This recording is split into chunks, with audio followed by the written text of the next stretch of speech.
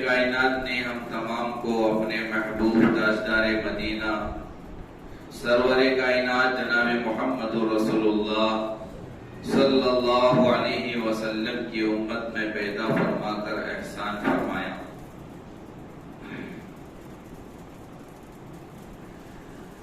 اللہ تعالیٰ نے قرآن مجید میں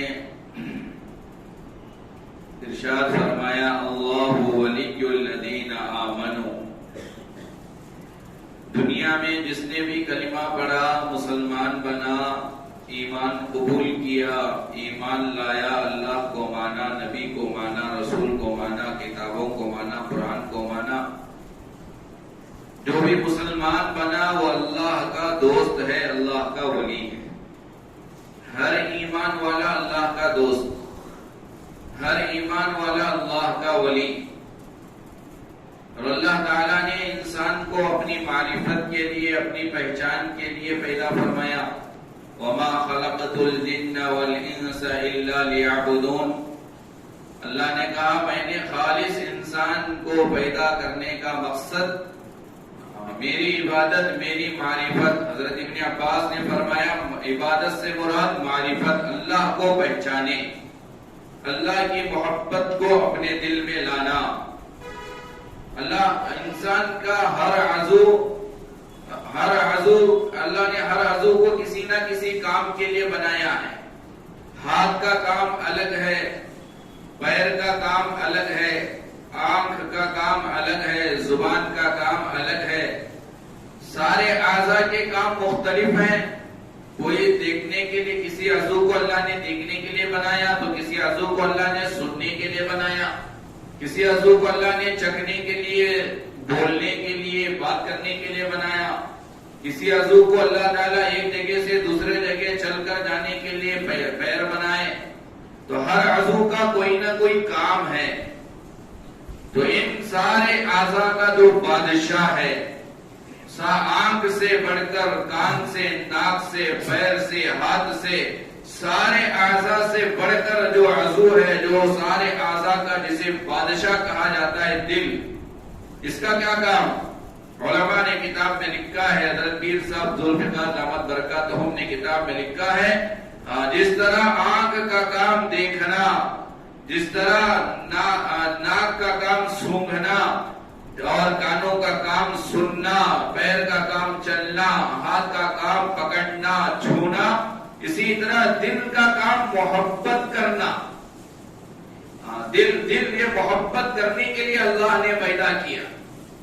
جس طرح کان غلط چیزوں کو سن کر مزہ لیتے ہیں، جس طرح کان اگر اچھی طبیعت والا انسان ہے، نیک ہے، اچھی چیزوں کو سن کر مزہ لیتے ہیں کان، آنکھ نیک انسان ہے، اچھی چیزوں کو دیکھ کر آنکھ مزہ لیتے ہیں، قرآن دیکھ کر مزہ ملتا ہے، کعبہ دیکھ کر مزہ ملتا ہے، اور اسی طرح مسجدوں کی رونقیں دیکھ کر آنکھوں کو مزہ ملتا ہے، قرآن سن کر کانوں کو مزہ ملتا ہے، اچھے لوگوں کی صحبت میں بیٹھنے سے جسم کو مزہ ملتا ہے۔ تو اسی طرح دل، جس کا کام محبت کرنا، اگر اس دل میں اللہ کی محبت آئے گی تو پھر دل کا مذاہب کچھ اور ہے۔ تو دل کو اللہ نے محبت کے لیے بنایا۔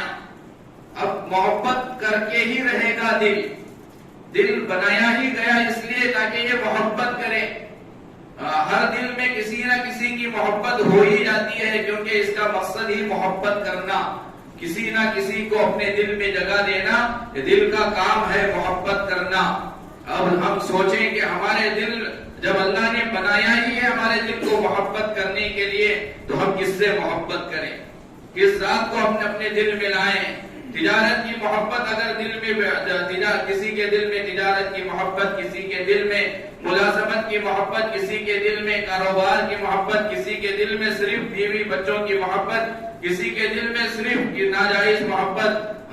محبت تو ہوگی ضرور ہر دل میں کسی نہ کسی کی، لیکن اللہ یہ چاہتا ہے، دین یہ چاہتا ہے، شریعت یہ چاہتی ہے، مقصد خلقت پیدا کرنے کا مقصد ہمیں یہ بتاتا ہے کہ جس مقصد کے لیے اللہ نے دل کو بنایا، محبت کرنا، اس دل میں خالص اللہ کی محبت آئے۔ محبت دل میں اللہ کی ہو. اس کا مطلب یہ نہیں ہے کہ بیوی سے محبت نہیں کرنا, بچوں سے محبت نہیں کرنا, تجارت سے محبت نہیں کرنا. نہیں نہیں, آپ تجارت بھی کریں گے, بیوی سے بھی محبت کریں گے, اولاد سے بھی محبت کریں گے, والدین سے بھی محبت کریں گے, دیگر مخلوقات سے بھی محبت کریں گے, لیکن محبت خالص اللہ سے ہوگی. دیگر مخلوق سے جو محبت ہوگی وہ یوں ہوگی, میں اپنی اولاد سے, اپنے بچوں سے اس لیے محبت کرتا ہوں کیونکہ اللہ نے کہا, نبی نے کہا, دین نے کہا, شریعت نے کہا. بیوی سے محبت اس لیے کر رہا ہوں کیونکہ اللہ کا حکم ہے, شریعت کا حکم ہے, لہذا اللہ کا حکم سمجھ کر دیگر سے محبت کریں گے, لیکن خالص ہماری محبت اللہ کی ہوگی. اللہ کی محبت کا دل میں آنا بے انتہا ضروری. آج نماز میں ہمیں دل نہیں لگتا, روزے میں ہمیں دل نہیں لگتا, صدقہ خیرات کرنے میں ہمیں دل نہیں لگتا, زکات نکالنے میں ہمیں دل نہیں لگتا, نیک کام کرنے میں ہمیں دل نہیں لگتا, قرآن مجید سیکھنے میں ہمیں دل نہیں لگتا, قرآن مجید سکھانے میں ہمیں دل نہیں لگتا, کوئی بھی نیک کام ہو, جھوٹ سے بچنے میں ہمیں دل نہیں لگتا, سچ بولنے میں ہمیں دل نہیں لگتا, گناہوں سے بچنے میں ہمیں اکتاہٹ ہوتی ہے, گناہوں سے بچنے میں ہمیں دل نہیں لگتا, نیک کام کرنے میں دل نہیں لگتا. یہ سارے جو بھی نیک کام کرنے میں ہمیں دل نہیں لگ رہا ہے, گناہوں سے بچنے کے لیے جو ہمیں نہیں ہونا ہے, اگر تھوڑا غور کر کے دیکھا جائے تو سب کا علاج ایک ہی ہے, کیونکہ آج ہمارے دل میں اللہ کی محبت نہیں ہے. اگر اللہ کی محبت ہوتی تو پھر سچ بولنا آسان ہوتا, اللہ کی محبت ہوتی نماز کے لیے اٹھنا آسان ہوتا, اللہ کی محبت ہوتی غیبت سے بچنا آسان ہوتا, اللہ سے محبت ہوتی زکات نکالنا آسان ہوتا, شریعت کا کوئی حکم ہم پر بوجھ نہیں ہوتا, شریعت کے کسی حکم کو پورا کرنے میں اور نہیں منکرات سے بچنے کے لیے کوئی تکلیف نہیں ہوتی اگر محبت ہوتی. محبت اگر دل میں, دیکھیں آپ نے دیکھا ہوگا بے شمار لڑکوں کو, جوانوں کو ناجائز محبت کر بیٹھتے ہیں, ناجائز لڑکیوں کی, نامحرم لڑکیوں کی محبت دل میں بٹھا دیتے ہیں, پھر اس کے لیے پوری رات کی قربانی دینا اس نوجوان کے لیے آسان, پوری رات جاگتا ہے, 1:30 بجے 2 بجے بھی اگر رات میں فون کر کے کچھ منگوایا جائے پھر جانے کے لیے تیار ہو جائے گا. اب رات کے اندھیرے کا ڈر ختم ہو گیا, رات کی نیند کی قربانی ختم ہو گئی. کیوں؟ یہ رات کو کس لیے جاگ رہا ہے, یہ کون جگا رہا ہے, یہ محبت جگا رہی ہے. اسی طرح آپ نے دیکھا ہوگا ماں ہوتی ہے, ماں کو بچے سے محبت ہوتی ہے, رات کی تنہائی میں سارا علاقہ سویا ہوا ہے, سارے گھر کے افراد سوئے ہوئے ہیں, رات کے 1 بجے 2 بجے چھوٹا سا بچہ جاگ کر رونے لگتا ہے. ماں بھی گہری نیند میں تھی, دن بھر کام کاج کر کے تھکی ماندی سوئی تھی, لیکن تھوڑا بچہ ادھر رویا, ابھی ادھر شوہر جاگا نہیں ہے, ماں نیند سے اٹھ کر دیکھتی ہے, کبھی بچہ پیشاب کیا ہوا ہوتا ہے, کبھی بچہ پائخانہ کیا ہوا ہوتا ہے, کبھی بچے کو بھوک ستا رہی ہوتی ہے, تو ماں اٹھ کر نیند کی قربانی دے کر رات ہی میں بچے کے کپڑے تبدیل کرتی ہے, بستر بدلتی ہے اور بچے کو اپنے قریب کرتی ہے. اگر کوئی بستر کا انتظام نہیں ہے تو بعض مائیں ایسی بھی ہوتی ہیں خود بچے کے پیشاب میں رات گزارتی ہے اور بچے کو سوکھے جگہ سلاتی ہے. تو یہ کس نے کروایا؟ پیشاب کا صاف کرانا, پائخانے کا صاف کرنا, رات کی نیند کی قربانی دینا, رات میں جاگنا, بچے کے لیے تڑپنا, بچے کے لیے رونا, بچے کے لیے جانا, یہ کون کراتا ہے؟ یہ محبت کراتی ہے. اگر اسی ماں کے دل سے اللہ نے محبت کو نکال دیا, اگر اسی ماں کے دل سے بچے کی محبت ختم ہو گئی, پھر ماں بھی جاگنے کے لیے تیار نہیں ہوگی, پھر ماں بھی پاخانہ صاف کرنے کے لیے تیار نہیں ہوگی, پھر ماں بھی پیشاب صاف کرنے کے لیے تیار نہیں ہوگی, پھر ماں بھی ہماری اولاد کو دودھ پلانے کے لیے تیار نہیں ہوگی.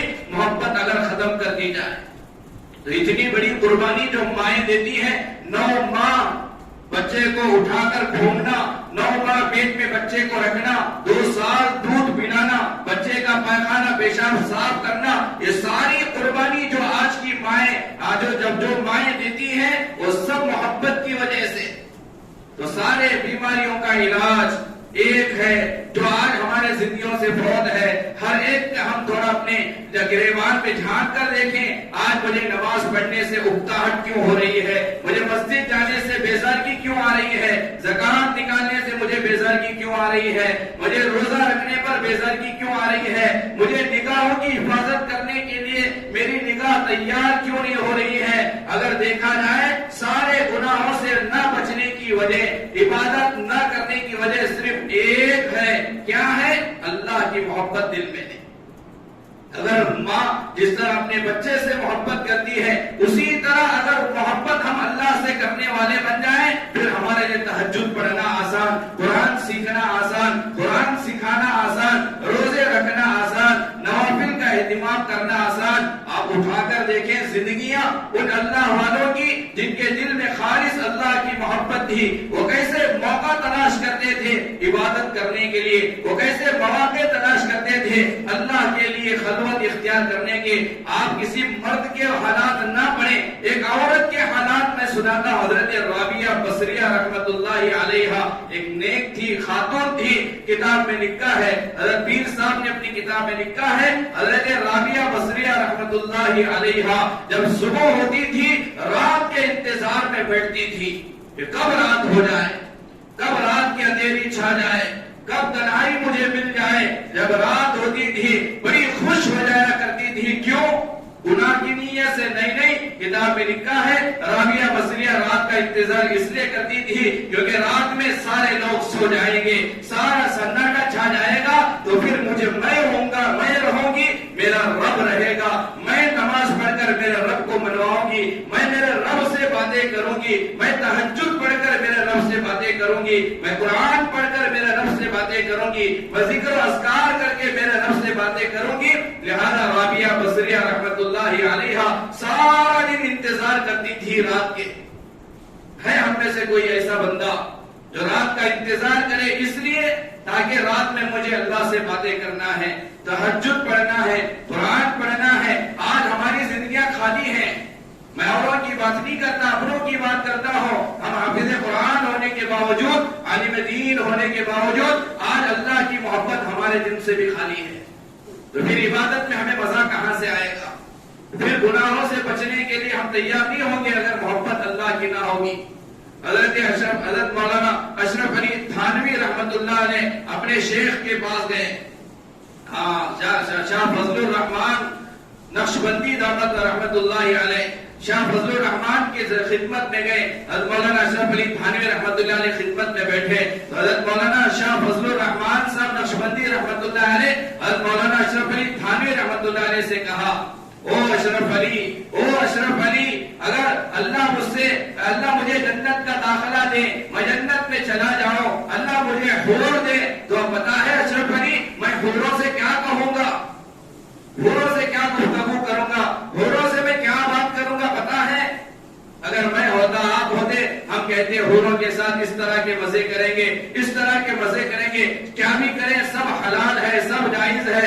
جنت میں حور اللہ نے دیا ہی اس لیے تاکہ مزے کریں، رات گزارے، دن گزارے، صحبت بار بار کریں، بوس و کنار بار بار کریں، جمع بار بار کریں، جس طرح کا چاہے مزہ لیں۔ اللہ نے بنایا ہی حور کو اس لیے تاکہ جنتی جنت میں جانے کے بعد مزہ لیں۔ یہ ہمارے خیالات، یہ ہمارے خواہشات، لیکن وہ شاہ فضل الرحمان رحمت اللہ علیہ حضرت ابو بکر صدیق سے جو سلسلہ نقشبندی والا چلا آ رہا ہے، سلسلہ نقشبندی کے بہت بڑے اللہ والے تھے اور جن کی خدمت میں تشریف فرما وہ حکیم الامت حضرت مولانا اشرف علی تھانوی رحمت اللہ علیہ کی ذات گرامی تھی۔ اشرف علی تھانوی رحمت اللہ علیہ نے شاہ فضل الرحمان سے پوچھا، آپ کیا مانگیں گے اللہ سے، آپ کیا درخواست کریں گے حوروں سے، آپ کیا چاہتے ہیں حوروں کے ساتھ؟ قربان جائیے کیسی محبت ہوگی اللہ کی شاہ فضل الرحمان کے دل میں۔ شاہ فضل الرحمان رحمت اللہ علیہ حکیم الامت اشرف علی تھانوی سے کہا، اشرف علی میں حوروں سے کہوں گا قرآن پاک مجھے پڑھ کر سنائیں،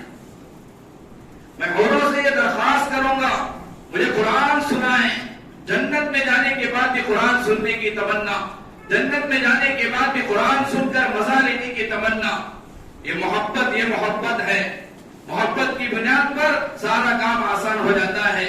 تو کہا میں حوروں سے قرآن سننا چاہتا ہوں، میں حوروں سے قرآن سن کر مزے لینا چاہتا ہوں۔ یہ شاہ فضل الرحمان رحمت اللہ علیہ نے اشرف علی تھانوی رحمت اللہ علیہ سے کہا۔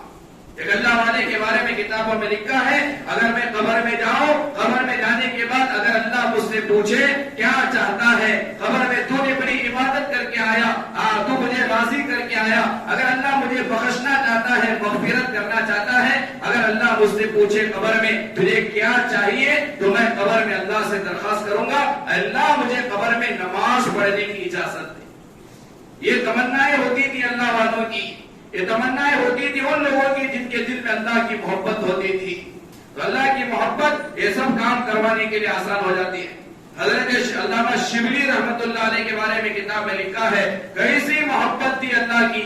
علامہ شبلی رحمت اللہ علیہ کے بارے میں لکھا ہے علامہ شبلی اگر گزرتے راستے میں گزرتے ہوئے علامہ شبلی کے بازو سے کوئی گزرتا ہوا صرف اللہ کا نام لیتا، صرف اللہ کا نام علامہ شبلی کے بازو میں گزرتا ہو کوئی انسان کسی مجلس میں، علامہ شبلی کے مجلس میں اگر کوئی اللہ کا نام لیتا، فوراً علامہ شبلی کے یہ معمولات میں لکھا ہے، ان کے حالات میں لکھا ہے، فوراً جیب میں ہاتھ ڈالتے، جو بھی شیرینی وغیرہ جیب میں ہوتی، آسان زبان میں سمجھیے جیسے چاکلیٹ وغیرہ جو آج کل لوگ جیب میں رکھتے ہیں بچوں کو دینے کے لیے، علامہ شبلی رحمت اللہ علیہ کے جیب میں شیرینی ہوا کرتی تھی، میٹھی چیز علامہ شبلی جیب میں رکھا کرتے تھے۔ جب بھی کوئی ان کے پاس سے گزرتا ہوا یا ان کے پاس بیٹھا ہوا یا ان کے پاس جو بھی اگر اللہ کا نام لیتا، فوراً جیب میں ہاتھ ڈال کر شیرینی نکال کر اس کا منہ میٹھا کرتے اور کہتے جس زبان سے جس منہ سے میرے اللہ کا نام لے اور میں اس کے منہ کو میٹھا نہ کروں، یہ کیسے ہو سکتا ہے؟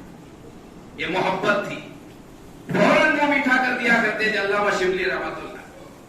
یہ محبت اگر آئے گی دل میں ہمارے اللہ کی تو پھر ہر عبادت ہمارے لیے آسان، ہر کام ہمارے لیے آسان، کسی کام کو کرنے میں کسی حکم کو اللہ کے بجا لانے میں کوئی تکلیف نہیں ہوگی، کوئی دشواری نہیں ہوگی، ٹھنڈ برداشت کرنا آسان ہوگا، گرمی برداشت کرنا آسان ہوگا، بھوک برداشت کرنا آسان ہوگا، پیاس برداشت کرنا آسان ہوگا، سفر کی صعوبتیں برداشت کرنا آسان ہوگا، ہر مشکل کام محبت کی وجہ سے ہر مشکل کام ہمیں آسان لگے گا۔ ایسی محبت دل میں آنا چاہیے۔ لیلا مجنون کا واقعہ آپ نے بارہا سنا ہوگا۔ لیلا نام نہیں تھا، لیلا کے معنی ہی رات کے آتے ہیں، اتنی کالی تھی کہ جس کا لقب ہی لیلا پڑ گیا، اور مجنون کا نام مجنون نہیں تھا، مجنون کا نام قیس تھا، قیس کے معنی عقل مند، لیکن ایک عورت کے ایک لڑکی کے عشق میں مجنون ہو گیا تو اسے مجنون کہنے لگ گئے۔ حضرت علی حضرت حسن کے دور کے لوگ ہیں یہ لیلا مجنون، حضرت حسن کے زمانے کے۔ بہرحال واقعے میں تفصیل میں جانا نہیں ہے۔ ایک مرتبہ ایک بندہ نماز پڑھ رہا تھا، مجنون لیلا کے عشق میں مست ہو کر بس گزر گیا نماز پڑھنے والے کے سامنے سے۔ پیر صاحب نے کتاب میں واقعہ لکھا ہے، اب یہ نماز پڑھنے والا نمازی نے دیکھا کہ میں نماز پڑھ رہا ہوں، یہ مجنون دیوانگی کی شکل اختیار کیے ہوئے لیلا کے عشق میں مست ہو کر میرے سامنے سے ایسے ہی گزر گیا۔ اس نمازی کو بڑا غصہ آیا، سلام پھیرنے کے بعد جا کر مجنون کو پکڑ کر کہنے لگا، اور مجنون تجھے دکھتا نہیں ہے، میں نماز پڑھ رہا تھا، تو نے نمازی کے سامنے سے ایسے ہی گزر گیا، نماز پڑھنے والے کو تجھے نماز پڑھنے والا تجھے نظر نہیں آیا۔ غلطی کی تھی مجنون کی غلطی تھی، سامنے سے گزر گیا۔ لیکن جواب سنیے مجنون کا کیا جواب دیا نمازی کو، کیونکہ نام ہی قیس تھا، قیس کے معنی عقل مند۔ کتاب میں لکھا ہے اس زمانے کے بڑے بڑے عقل مند حضرات قیس کے پاس، اس مجنون کے پاس مشورہ لینے کے لیے آیا کرتے تھے، بڑا عقل مند تھا۔ بہرحال اس مجنون نے نمازی سے کہا کیسا نماز پڑھتا ہے، کیسی تیری نماز ہے، میں ایک ناجائز محبت لڑکی کے عشق میں ایسا مست تھا، مجھے ہوش ہی نہیں تھا میں کہاں سے گزر رہا ہوں، کس کے سامنے سے گزر رہا ہوں، میرے اس ناجائز محبت کی وجہ سے میں کہاں سے گزر رہا ہوں مجھے علم نہیں ہوا، تو اللہ کے سامنے کھڑا تھا تو تجھے اتنا کیسا علم آ گیا کہ میں تیرے سامنے سے گزر گیا، یہ کیسی نماز ہے؟ تو اللہ سے محبت اگر سچی کرتا تجھے بھی ہوش نہیں رہنا چاہیے کہ تیرے سامنے کیا ہو رہا ہے، کون گزر رہا ہے، کون جا رہا ہے، تیرے علم میں آنا ہی نہیں چاہیے، یہ کیسی نماز ہے؟ اس یہ جواب دیا مجنون نے اس نمازی سے۔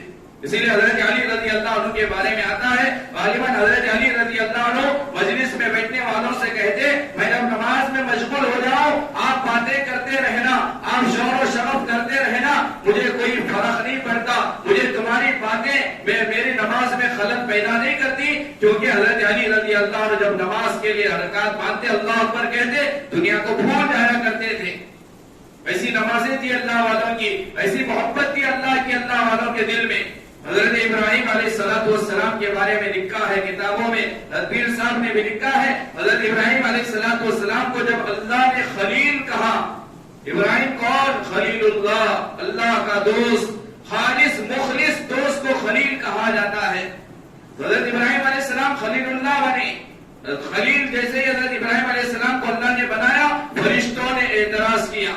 فرشتوں نے اللہ سے کہا ویسی کون سی صفت ہے, وہ کون سی بات ہے, وہ کون سی چیز ہے جس چیز کی بنیاد پر اللہ تو ابراہیم کو خلیل بنا رہا ہے, اپنا خالص مخلص دوست بنا رہا ہے ابراہیم کو. تو ابراہیم میں وہ کیا کمالات ہیں, ابراہیم میں وہ کون سی صفت ہے جس صفت کی بنیاد پر تم نے ابراہیم کو خلیل بنایا؟ اللہ نے جواب نہیں دیا فرشتوں کو. اللہ نے کہا اچھا ابراہیم کو خلیل بنانے پر اعتراض کر رہے ہو, شک ہو رہا ہے خلیل کیوں بنایا گیا, ابراہیم میں کوئی کمال آپ کو نظر نہیں آ رہا, جاؤ اجازت ہے امتحان لے سکتے ہو. تو ایک فرشتہ آیا انسان کی شکل میں, حضرت ابراہیم علیہ السلام بکریاں چرا رہے تھے جنگل میں, آیا انسانی شکل اختیار کرتے ہوئے آیا, آ کر دور کھڑے رہ کر حضرت ابراہیم علیہ السلام سے دور کھڑے رہ کر, فرشتہ تھا اللہ نے بھیجا تھا حضرت ابراہیم علیہ السلام کی امتحان لینے کے لیے, تو اللہ نے سریلی آواز دی تھی فرشتے کو. اب وہ فرشتہ بڑی سریلی آواز میں اللہ کی تعریف کرنے لگا, کہنے لگا سبحان ذی الملک والملکوت. جو تراویح کے درمیان ہم جو پڑھتے ہیں وہ فرشتے, اس فرشتے نے وہ تسبیح کی, سبحان ذی الملک والملکوت, سبحان ذی العزت والعظمت والہیبت والقدرت والکبریاء والجبروت, سبحان الملک الحی الذی لا ینام ولا یموت سبوح القدوس ربنا ورب الملائکۃ والروح. جب فرشتے نے بڑی سریلی آواز میں اللہ کی تعریف بیان کی, ترجمہ کرنے کے لیے وقت نہیں ہے, تو حضرت ابراہیم علیہ السلام نے جب اللہ کے کلام کو, اللہ کی تعریف کو حضرت ابراہیم علیہ السلام سنے, جھوم اٹھے اور اس آدمی کی شکل اختیار کر کے جو فرشتہ آیا تھا اس کی طرف دوڑ پڑے, جا کر کہا بڑی پیاری آواز میں تم نے اللہ کی تعریف کی ہے, دوبارہ سننا چاہتا ہوں, دوبارہ اللہ کی تعریف سننے کو جی چاہتا ہے, دوبارہ سنا دیجئے نا, دوبارہ سننا چاہتا ہوں. فرشتے نے کہا نہیں سنا سکتا. حضرت ابراہیم نے کہا نہیں ایسا مت کیجئے, آپ سنا دیجئے, اللہ کی تعریف آپ نے بڑی پیاری آواز میں کی ہے. اس فرشتے نے کہا بغیر عوض کے, بغیر پیسہ لیے کے, بغیر عوض کے, معاوضے کے نہیں سناؤں گا. حضرت ابراہیم نے پوچھا کیا چاہتے ہو؟ تو فرشتے نے کہا کیا دینا چاہتے ہو؟ کہا میرے جو اتنی ڈھیر ساری بکریاں ہیں, ان ساری بکریوں میں آدھی بکریاں دوں گا, دوبارہ سنائیے. کیسی محبت تھی اللہ کی. آج 10 روپے دے کر ہم نعت سننا نہیں چاہتے, قرآن فری میں سنانے کے لیے بھی کوئی آئے تو اس مجلس میں ہم جانا بھی نہیں چاہتے. ہمارے نزدیک ہماری تجارت قرآن سننے سے بڑھ کر, ہمارا کام قرآن سننے سے بڑھ کر, ہماری ملازمت دنیا کے کام, کاروبار, ہمارے چھوٹے چھوٹے کام مسجد میں آنے سے بڑھ کر محبت ہی نہیں ہے اللہ کی ہمارے دل میں. وہ تو حضرت ابراہیم علیہ السلام تھے, محبت اتنی تھی اللہ کی. کہا یہ ساری بکریاں جو نظر آ رہی ہیں میری, یہ ساری بکریوں میں سے آدھی بکریاں دوں گا, ایک نہیں دو نہیں, آدھی بکریاں تجھے دے دوں گا. دوبارہ سنا, کہا ٹھیک ہے سودا منظور ہے, ہاں ٹھیک ہے, دوبارہ سنایا اور محبت میں اضافہ ہوا اور جھوم اٹھے. لیکن محبت اور بڑی, کہا اور ایک مرتبہ سنا. اچھا اب کیا لوگے؟ کہا بکریاں, آدھی بکریاں دے دوں گا, ساری بکریاں تیری, اور ایک مرتبہ سنانا. اچھا ٹھیک ہے, دوبارہ سنا دیے, اللہ کی تعریف فرشتے نے سنا دیا اور محبت میں اضافہ. محبوب کی باتیں جتنا بھی سنے, عاشق کو پتا ہے معشوق کے بارے میں جتنا بھی سنا جائے, جتنی بھی تعریف کی جائے, اور سننے کو جی جاتا ہے, اور سننے کو جی جاتا ہے. یہاں تو اللہ کی محبت کی حضرت ابراہیم کے دل میں, اور سننے کو جی چاہا, پورے بکریاں ہو گئی. پھر کہا اور ایک مرتبہ سننا چاہتا ہوں, دوبارہ سنا دیجئے. اب فرشتے نے جو انسان کی شکل اختیار کر کے آیا تھا کہنے لگا اب کیا دو گے؟ جو بکریاں تھی ساری بکریاں کا مالک تو میں بن گیا, اب تمہارے پاس بکریاں بھی نہیں ہے, اب کیا دو گے مجھے سنانے کے لیے؟ علیہ السلام کی ذات گرامی پر کیسی محبت تھی حضرت ابراہیم کے دل میں. حضرت ابراہیم کہنے لگے اچھی بات ہے, بکریاں تو میرے پاس نہیں ہے دینے کے لیے, لیکن اب تم مالک بن گئے ان ساری بکریوں کی, لیکن تمہیں چرواہے کی ضرورت پڑتی ہے, بکریاں چرانے والی کی. مجھے تم چرواہا بنا لینا, اپنا غلام بنا لینا, اپنا خادم بنا لینا. میں یہ تمہاری بکریاں چراؤں گا, لہذا تمہارے خادم بنا لینا. اس کے گوشت میں دوبارہ سنا دیجیے. فرشتے نے کہا واقعی اللہ نے آپ کو جو خلیل بنایا آپ ہی اس کے مستحق تھے. تو یہ امتحان, میں امتحان لینے کے لیے آیا تھا, میں اللہ کا فرشتہ ہوں, میں اللہ نے تمہیں اپنا خلیل بنایا. تو ہمیں ایک اشکال ہوا, اعتراض ہوا, ابراہیم علیہ السلام کو خلیل کیوں بنا رہے ہو؟ تو اللہ نے کہا جاؤ امتحان لو, امتحان لینے کے لیے میں آیا تھا, تم امتحان میں کامیاب ہو گئے, واقعی تم اللہ کے خلیل ہو. معزز سامعین کرام, ایسی محبت اگر اللہ کی ہمارے دل میں ہوگی تو پھر دین پر چلنا آسان ہوگا, شریعت پر چلنا آسان ہوگا, نمازیں پڑھنا آسان ہوگا, سارے احکامات اللہ کے ماننا ہمارے لیے آسان ہوگا. صرف نہیں ہے تو ہمارے اندر اللہ کی محبت نہیں ہے. حضرت موسیٰ علیہ السلام کے زمانے میں بنی اسرائیل کا واقعہ کتابوں میں لکھا ہے. حضرت موسیٰ علیہ السلام کے زمانے میں ایک سادہ سیدھا انسان تھا جس کے پاس کچھ علم نہیں تھا, علم تو کچھ نہیں تھا, سادہ سیدھا انسان تھا. حضرت موسیٰ علیہ السلام دور کھڑے تھے, ابھی سادہ سیدھا انسان, اللہ کی محبت دیکھو اس کے دل میں کتنی تھی. یہ باتیں بیٹھ کر کچھ باتیں کر رہا تھا جو حضرت موسیٰ نے سن لیا. وہ باتیں کیا تھی؟ یہ باتیں, یہ سادہ سیدھا انسان اللہ والا, اللہ کی محبت دل میں تھی. اس نے یہ بیٹھ کر کہہ رہا تھا اے اللہ میں نے سنا ہے تیری بیوی نہیں ہے, اللہ میں نے سنا ہے تیرے بچے نہیں ہیں, اللہ میں نے سنا ہے تیرا خاندان نہیں ہے, اللہ میں نے سنا ہے تیرا کوئی نہیں ہے, نہ بھائی ہے, نہ بہن ہے, نہ بیوی ہے, نہ بچے ہیں, نہ تیرا گھر ہے, نہ تیرا خاندان ہے.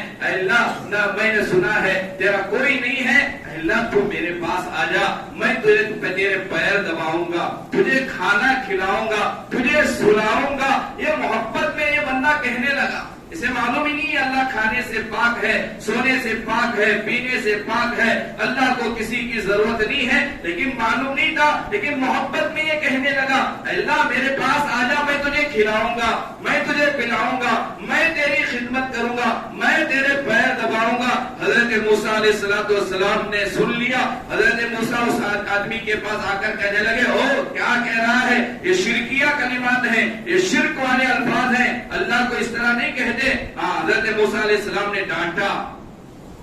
فوراً اللہ تعالیٰ کی طرف سے حضرت موسیٰ علیہ السلام کی طرف وحی آئی. اللہ نے حضرت موسیٰ سے کہا اے موسیٰ, لوگوں کو اللہ سے جوڑنے کے لیے تجھے ہم نے بھیجا ہے یا توڑنے کے لیے بھیجا ہے؟ ہم نے کیوں بھیجا ہے تجھے زمین پر؟ اللہ سے جوڑنے کے لیے یا اللہ سے توڑنے کے لیے؟ یعنی یہ بندہ مجھ سے جڑا ہوا تھا, اگرچہ کہ اس کے کلمات غلط ہیں, اس کے الفاظ غلط ہیں, اس کے جملے غلط ہیں, اس کے اقوال غلط ہیں, لیکن تو اس کے اقوال کو نہ دیکھ, اس کے جملوں کو نہ دیکھ, اس کے الفاظ کو نہ دیکھ, اس کے دل کی کیفیت کو دیکھ. کس محبت میں یہ باتیں کر رہا تھا, کیسی محبت تھی اس کے دل میں میرے. یا تو اس محبت کو نکالنا چاہتا ہے, اسے دور کرنا چاہتا ہے. اللہ نے وحی بھیجی حضرت موسیٰ علیہ السلام. تو یہ ہے محبت, جو محبت ہمیں ہر کام پر ابھارتی ہے, ہر کام کرنے کے لیے ہمیں مجبور کرتی ہے. اگر خالص اللہ کی محبت ہمارے دل میں ہو, اللہ بھی یہی چاہتا ہے والذین آمنوا اشد حبا للہ. قرآن میں اللہ نے کہا جو لوگ ایمان لائے, جنہوں نے اللہ کو مانا, جنہوں نے رسول اللہ کی نبوت اور رسالت کو مانا, اللہ چاہتا ہے ان کے دل میں کوٹ کوٹ کر اللہ کی محبت آئے. ان کے دل میں اللہ کی محبت دنیا و ما فیہا سے زیادہ ہے. اللہ کی محبت, نبی کی محبت سب سے زیادہ دل میں آنا, یہ اسلام کا تقاضا, یہ شریعت کا تقاضا. اللہ کے نبی علیہ السلام نے فرمایا لا یؤمن احدکم, اس وقت تک تم کامل مومن نہیں بن سکتے, تمہارا ایمان, تمہارا اسلام اس وقت تک مکمل نہیں ہو سکتا, کامل نہیں ہو سکتا, حتی اکون احب الیہ, جب تک میری محبت تمہارے دل میں, احب الیہ من والدیہ, تمہارے والدین سے, وولدیہ, تمہاری اولاد سے, والناس اجمعین, دنیا کی ساری انسانیت سے جب تک زیادہ محبت نبی کی ہمارے دل میں نہیں آتی, اس وقت تک ہمارا ایمان بھی مکمل نہیں ہوتا, ہمارا اسلام مکمل نہیں ہوگا. نبی کی محبت، اللہ کی محبت دنیا کے تمام چیزوں سے زیادہ جب آئے گی دل میں، جب ہمارا ایمان مکمل ہوگا، اسلام مکمل ہوگا. محبت اللہ کی دل میں کیسے آئے گی؟ وہ اللہ والوں کی صحبت سے آئے گی، اللہ والوں کے پاس بیٹھ کر زندگی گزارنے سے آئے گی. اللہ والوں کی صحبت میں رہ کر اگر تربیت پائیں گے تو اللہ والوں کی صحبت سے اللہ کی محبت دل میں آتی ہے. دنیا والوں کی صحبت میں رہیں گے، دنیا کی محبت دل میں آتی ہے. اللہ والوں کی صحبت میں رہیں گے، اللہ کی محبت دل میں آتی ہے. صحبت کا اثر ضرور انسان قبول کرتا ہے. صحبت کے بغیر پھر اللہ والوں کی صحبت کے بغیر علم تو آ سکتا ہے، تقوی نہیں آ سکتا، پرہیزگاری نہیں آ سکتی، اخلاق درست نہیں ہو سکتے جب تک ہم اپنے آپ کو اللہ والوں کے حوالے نہیں کرتے. بڑے بڑے علماء کرام کی زندگیاں اٹھا کر دیکھیں، علم تو سمندر کے مانند علم تھا، لیکن انہوں نے بھی اپنے آپ کو اللہ والوں کے حوالے کیا. حضرت امام اعظم ابو حنیفہ رحمۃ اللہ علیہ نام ہی لقب ہی امام اعظم پڑا ابو حنیفہ، لیکن نام ان کا نعمان بن ثابت تھا. اتنا بڑا اللہ والا، اتنا بڑا فقیہ، 40 بڑے بڑے علماء جن کی خدمت میں ہمیشہ علم حاصل کرنے کے لیے حاضر رہا کرتے تھے. اتنا بڑا عالم دین جس کے تابع ہو کر آج پوری امت چل رہی ہے، جن کے مسائل سے آج بھی جب تک عالم دین فیضیاب نہیں ہوتا عالم نہیں بن سکتا، مفتی نہیں بن سکتا. اتنا بڑا عالم دین کی زندگی اٹھا کر دیکھیں، یہ بھی اللہ والوں نے اپنے آپ کو حوالے کیا تھا. حضرت امام اعظم ابو حنیفہ رحمۃ اللہ علیہ امام جعفر محمد بن صادق رحمۃ اللہ علیہ کی خدمت میں رہے. 2 سال تک بار بار امام جعفر محمد صادق کی خدمت میں رہ کر تربیت پاتے رہے. علم کی کوئی کمی نہیں تھی، تقوی کی کوئی کمی نہیں تھی، لیکن انہوں نے بھی ضرورت محسوس کی کہ میں بھی اللہ والے کی خدمت میں جاؤں، اپنے آپ کو حوالے کروں تاکہ میرا خاتمہ بھی ایمان پر ہو جائے، میرے اخلاق بھی درست ہو جائے، میری زندگی میں بھی نکھار آ جائے، میرے دل میں بھی اللہ کی خالص محبت آ جائے. امام جعفر محمد بن صادق رحمۃ اللہ علیہ کی صحبت میں رہے. کون محمد بن صادق؟ جعفر محمد بن صادق کون تھے؟ انہوں نے کس کی صحبت پائی؟ انہوں نے قاسم بن محمد بن ابو بکر رضی اللہ عنہ، حضرت ابو بکر صدیق رضی اللہ عنہ کے پوتے قاسم جن کا نام ہے، ان کی صحبت میں رہ کر آئے تھے جعفر محمد بن صادق رحمۃ اللہ علیہ. اور ان کی صحبت پانے والے امام اعظم ابو حنیفہ رحمۃ اللہ علیہ اور جو قاسم رحمۃ اللہ علیہ قاسم رحمۃ اللہ علیہ جن کی صحبت جعفر صادق نے پائی. قاسم رحمۃ اللہ علیہ کی تربیت کس نے کی؟ انہوں نے کس کی صحبت کو اختیار کیا؟ حضرت سلمان فارسی رضی اللہ عنہ. غزوہ تبوک کے موقع پر یا غزوہ خندق کے موقع پر جن کے مشورے سے، جن کی رائے سے نبی کا فیصلہ بنا، سلمان جو فارس کے رہنے والے، مختلف بڑے تفصیلی واقعہ حضرت سلمان کی فارسی رضی اللہ عنہ کے ایمان لانے کا. بہرحال حضرت سلمان فارسی رضی اللہ عنہ کی تربیت میں رہ کر محمد قاسم بن محمد بن ابی بکر تیار ہوئے. اور قاسم بن محمد بن ابی بکر کون تھے؟ مدینہ منورہ کے اندر دور تابعین کے زمانے میں 7 انسان ایسے تھے، 7 لوگ ایسے تھے جنہیں فقہائے سبع مدینہ کہا جاتا تھا. اگر مدینہ منورہ میں کوئی مسئلہ پیش آتا، نیا مسئلہ پیش آتا، اگر اس مسئلے کا حل کسی کے پاس نہ ملتا، 7 مفتیان کرام مدینے میں تھے. جو 7 مفتیان کرام ان مسائل کو حل کیا کرتے تھے، ان 7 مفتیان کرام میں ایک قاسم بن محمد بن ابی بکر بھی تھے.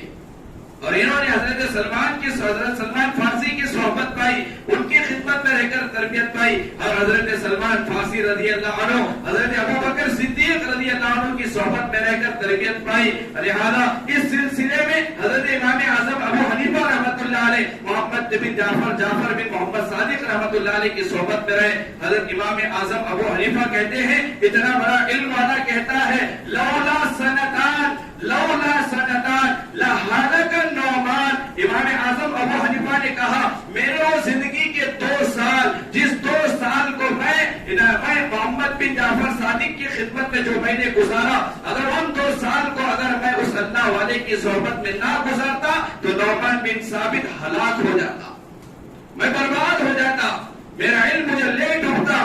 بغیر اللہ والوں کی صحبت کے، بغیر کسی کے اللہ والے کے اپنے آپ کو ہلاک کریں گے. جتنی بھی ہم عبادت کر لیں، کوئی گارنٹی نہیں ہے کہ ہم پٹری سے گزر سکتے ہیں.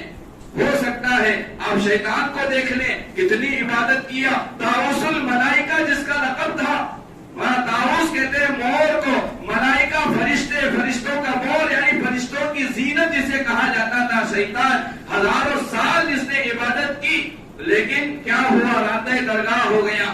ہمیشہ کے اللہ کی لعنت اس پر برستی رہی. بلعام بن باورا کا واقعہ کتاب میں لکھا ہے. 300 سال تک اس نے عبادت کی اللہ کی، 300 سال تک عبادت کی. بنی اسرائیل میں رہنے والا باورا نامی 300 سال عبادت کی، لیکن کسی اللہ والے کے حوالے اپنے آپ کو نہیں کیا، مشورے کے حوالے اپنے آپ کو نہیں کیا، اللہ والوں کے حوالے اپنے آپ کو نہیں کیا، کسی عالم کے حوالے اپنے آپ کو نہیں کیا، اور آخر میں مرتد ہو کر دنیا سے چلا گیا. 300 سال عبادت کرنے کے بعد دنیا سے مرتد ہو کر چلا گیا. تو اس موجودہ زمانے میں، فتنے کے زمانے میں، اس فتن دور میں سب سے پہلے ہمارے دل میں اللہ کی محبت آئے گی تو پھر ہر گناہ سے بچنا آسان ہوگا. آپ کی حفاظت آسان ہو جائے، آنکھ سے حفاظت کرنا آسان ہو جائے گا، ہر عضو کو گناہوں سے بچانا آسان ہو جائے گا. محبت اگر اللہ کی ہمارے دل میں آئے گی، اور یہ محبت آتی ہے اللہ والوں کی صحبت سے، علماء کی صحبت سے، بڑوں کی نگرانی میں زندگی گزارنے سے، ماں باپ کی نگرانی میں زندگی گزارنے سے، علماء کی نگرانی میں زندگی گزارنے سے، مشورے کے تابع بن کر زندگی گزارنے سے اللہ تعالی ہمیں گناہوں سے بچاتا ہے. عبادت میں ہمیں مزہ آتا ہے، دل میں اللہ کی محبت آتی ہے. تو بہرحال اسی سلسلے کے ایک بہت بڑے اللہ والے، جیسا کہ گزشتہ ماہ میں آپ حضرات کو بتایا گیا، حضرت مولانا عباد الرحمان صاحب نقشبندی دامت برکاتہم، حضرت ابو بکر صدیق رضی اللہ عنہ کی صحبت میں جو حضرت سلمان فارسی رہ کر جنہوں نے تربیت پائی، جنہوں نے فیض یاب ہوئے، اور ان کی صحبت میں قاسم بن محمد بن ابی بکر رہے، اور ان کی صحبت میں جعفر محمد بن صادق رہے، اور ان کی صحبت میں امام اعظم ابو حنیفہ رحمۃ اللہ علیہ رہے. بہرحال یہ بڑے لمبا سلسلہ چلا ہوا، حضرت ابو بکر سے آج تک چلا آ رہا ہے. تو لہذا اسی کڑی کے ایک اللہ والے سلسلے نقشبندی کے حضرت مولانا عباد الرحمان صاحب نقشبندی دعوت برکاتہم ہمارے شہر باگلکوٹ میں دوسری مرتبہ گزشتہ ماہ تشریف لائے تھے. بڑی اچھی کارگزاری سامنے آئی. بہت سارے نوجوانوں نے توبہ کی، بہت سارے نوجوان جو دیگر لوگوں کے طریقے کو اختیار کر کے، یہودوں کے طریقے کو اختیار کر کے بال بے ڈھنگے رکھے تھے. حضرت کی ایک مجلس کا فائدہ یہ ہوا، انہوں نے توبہ کی، اپنے بال درست کیے. بہت ساری مشورات خود میری والدہ نے مجھے بتایا، بہت سارے علماء کرام کے بیانات میں میں حاضر ہوئی، لیکن مجھے ایسا نہیں محسوس ہوا جس طرح اس مجلس میں مجھے محسوس ہوا. بہت ساری مشورات بھی رو رہی تھی حضرت کی باتیں سن کر. یہ حضرت کا کمال نہیں ہے، یہ حضرت کے علم کا کمال نہیں ہے، یہ حضرت ابو بکر صدیق رضی اللہ عنہ سے جو سلسلہ چلا رہا ہے، اس سلسلے کا کمال ہے، اس سلسلے کی برکت ہے، اس سلسلے کے انوارات ہے. لہذا ان کی ایک ایک بول ایسی ہوتی ہے جس بول کی وجہ سے ہمارے جوانوں کی زندگیاں بدل جاتی ہیں، توبہ کرنے لگتے ہیں. انڈی کا واقعہ اور اسی طرح وہاں بازو میں ایک دیہات کا واقعہ میں نے پچھلے بار بھی سنایا تھا کہ حضرت کی مختصر بات ہوئی، گھنٹہ 1.5 گھنٹہ حضرت نے بات کی. لہذا اس مجمع میں 50 نوجوان ایسے تھے جو پب جی کھیلنے والے تھے، پب جی میں جن کی زندگیاں گزر رہی تھی. حضرت نے 5 سے 10 منٹ پب جی کے عنوان پر کہا غلط ہے، غلط ہے، یہ وقت ضائع کرنے والا گیم ہے، یہ جہنم کے قریب کرنے والا گیم ہے. 5-10 منٹ حضرت نے بات کی. حضرت نے کہا، حضرت کے ایک خاص مرید نے ہمیں بتایا، مولانا احمد عالمیر کے رہنے والے نے ہمیں بتایا، حضرت کے بیان کے بعد 50 نوجوان حضرت کے قریب آ کر حضرت سے کہا، حضرت جب آپ نے کہا پب جی کے بارے میں، آپ کے بیان میں مسجد میں ہم نے توبہ کر کے فوراً ہم نے اس گیم کو ڈیلیٹ کیا. یہ اللہ والوں کی بات کا اثر ہے. ہم بھی بہرحال کہہ رہے ہیں، لیکن وہ جو تاثیر حضرت کے بیان میں، حضرت کی بات میں، وہ جو سلسلے کے برکات ہیں، وہ اوروں کے بیانات سے ہمیں نہیں ملتے. ہمارے لیے بڑا سنہری موقع ہے اس پر فتن زمانے میں، فتنے کے زمانے میں. اللہ نے ہم پر رحم فرما کر، کرم فرما کر، اللہ ہی کے فضل سے، اللہ ہی کے حکم سے سب کچھ ہوتا ہے. گویا کہ اللہ تعالیٰ باگلکوٹ والوں کے ساتھ خیر خائی کا معاملہ کرنا چاہتا ہے. حدیث میں آتا ہے، اللہ کے نبی علیہ السلام نے فرمایا، من یرد اللہ به خیرا یفقهہ فی الدین. اگر اللہ کسی کے ساتھ بھلائی کا ارادہ کرتا ہے، بھلائی کا معاملہ کرنا چاہتا ہے یفقہہ فی الدین، اللہ اسے دین کی صحیح سمجھ عطا کرتا ہے۔ اللہ دین کی صحیح سمجھ ہمیں دینے کے لیے ان اللہ والوں کو ہمارے علاقے میں بھیج رہا ہے۔ لہذا آپ تمام سے درخواست ہے، آنے والے منگل کے دن 21 سپٹمبر کو صبح میں 10 بجے سے لے کر ظہر تک مستورات خواتین، آپ نہیں جانتے ہماری کتنی لڑکیاں جن کے اخلاق خراب ہو گئے، غلط کاموں میں پڑی ہیں، ہم نہیں جانتے ہمارے محلے کی کتنی ہماری بہنیں غلط راستے پر چل رہی ہیں، غلط کاموں میں چل رہی ہیں۔ روزانہ مسائل ہمارے پاس آتے ہیں۔ 2-3 دن کے پہلے کا واقعہ باگلکوٹ نو نگر کا سناتا ہوں۔ ایک نوجوان نے آ کر مجھ سے کہا، مولانا ایک نو نگر کی مسلمان لڑکی کے ساتھ میرے ناجائز تعلق ہے، اس گھر کے اندر 4-5 بیٹیاں ہیں، 4-5 بہنیں ہیں، ہر بہن کا کسی نہ کسی لڑکے کے ساتھ ناجائز تعلق ہے، 5 بہنیں، سب کا ناجائز۔ اس سے بھی بڑے افسوس کی بات میں بتانا چاہتا ہوں، اس لڑکے سے میں نے پوچھا کیا ماں باپ نگرانی نہیں کرتے، کیا ماں اپنی بیٹیوں کو نہیں بولتی یہ کرنا غلط ہے؟ اس نوجوان نے کہا وہ ماں کیسے بولے گی اپنی بیٹیوں کو، ماں خود دوسرے اور آدمی کے ساتھ غلط کام میں ہے، ماں بھی غلط کام میں، بیٹیاں بھی غلط کام میں، تو پھر وہ ماں اپنی بیٹیوں کو کیسے روک سکتی ہے؟ اس سے بھی بڑھ کر واقعات بہت ہمارے پاس آتے ہیں۔ ایک آدمی ماں کے ساتھ بھی ناجائز تعلق رکھا ہے اور اسی ماں کی بیٹی کے ساتھ بھی ناجائز تعلق رکھا ہے۔ ایک بار گیا، دونوں کے ساتھ کام نپٹا کرایا، بے شمار واقعات آتے ہیں۔ کسی کی غیبت کرنا، کسی کے بارے میں برائی بیان کرنا یہ مقصود نہیں ہے، یہ غلط کام آج معاشرے میں بڑھ رہے ہیں۔ نوجوان شراب کے عادی بن گئے، 17 18 سال کے نوجوان کی زندگیاں ہم نے دیکھا، ہم نے ان کی زبان سے سنا، گانجا میں ملوث ہیں، سگریٹ ماوا یہ چھوٹی چیز ہو گئی، سگریٹ ماوا یہ ہلکی چیز ہو گئی، اب تو گانجا شراب۔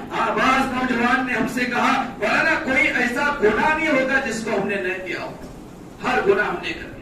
ایسے پرفتن زمانے میں ان جوانوں کی رہبری کے لیے، رہنمائی کے لیے ہمیں کھڑے ہونا ضروری ہے۔ بہت محنت کے بعد ایسے اللہ والے ہمارے علاقے میں آ رہے ہیں۔ آپ سے پرخلوص درخواست ہے، ہاتھ جوڑ کر میں آپ سے درخواست کرتا ہوں، ہمارے محلے میں جن سے بھی ہمارے تعلقات ہیں، جن کے گھر میں جوان بیٹی ہے، یہ نہ سمجھے میری بیٹی پاک ہے، میری بیٹی ایسے کام نہیں کرے گی، یہ ایسی صحبت ہے، ایسا زمانہ چل رہا ہے، کون کب غلط کام میں ملوث ہو جائے گا، کون کب غلط کام میں پڑ جائے گی ہم نہیں جانتے، کیونکہ ہم دن پر نہیں رہتے، ہم ان کے ساتھ کالج نہیں جاتے، ہماری بیٹیوں کے ساتھ ہم اسکول نہیں جاتے، پتہ نہیں وہاں اس کی سہیلی کیا کر رہی ہے، اس کا فرینڈ کیا کر رہا ہے، یہ کس کی صحبت میں رہ رہی ہے، اس کے موبائل میں کیا آلتو فالتو کی چیزیں ہیں، یہ کیا دیکھ رہی ہے، یہ کس کے ساتھ جا رہی ہے، یہ کس کے ساتھ آ رہی ہے، اس کے دل کے خیالات کیا ہیں ہم نہیں جانتے۔ لہذا ہماری بیٹیوں کو، ہماری ماؤں کو، ہماری بہنوں کو، ہمارے دوست احباب کو ان اللہ والوں کی مجلس میں لانے کی فکر کرنا بہت ضروری ہے۔